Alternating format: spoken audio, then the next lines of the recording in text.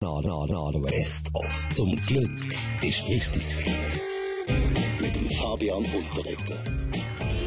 Am letzten Sonntag hat der Roger Federer das sage und schreibe 1000. ATP-Sieg geschafft. Eine unglaubliche Zahl. Wir studieren und fragen, wie viele Siege liegen da noch drin, Roger Federer? Ja gut, was weiss ich? Vor einigen Jahren hätte ich gesagt, mit 1000 ist es immer fertig, oder? Und heute?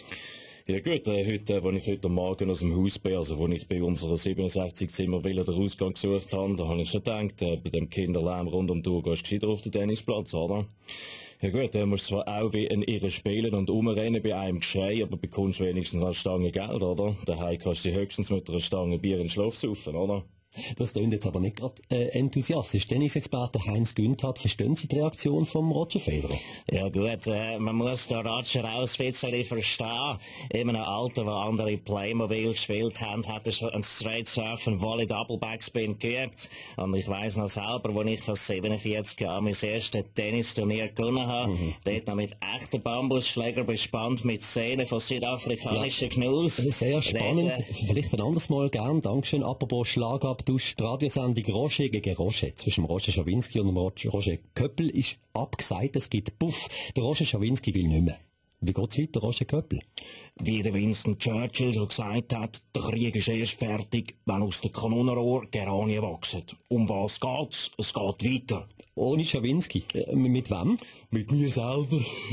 Gut, Tatsache ist, das kann ich am besten. Bei der Weltwoche bin ich auch allein. Aber wie soll denn das gehen? Sie kennen mich, knallharte Fragen, knallharte Fakten. Ich sitze morgen mal mit mir zusammen, dann schaue ich, was ich mir vorgeschlagen habe.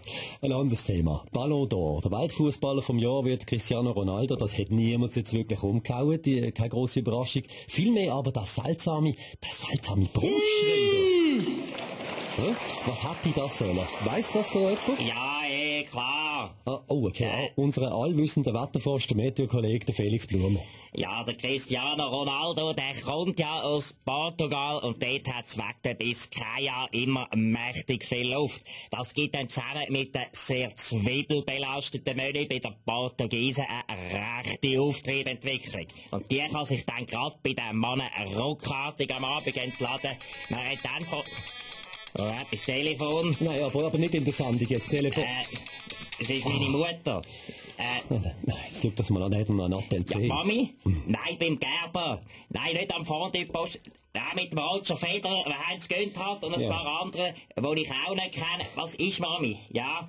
Nein. Ja, auf den Mittag bin ich wieder daheim. Felix, komm jetzt. Ja, bis ins Stillgeben. Nein, Mami, lass den Modellbauflüger noch auf dem Küchentisch stehen.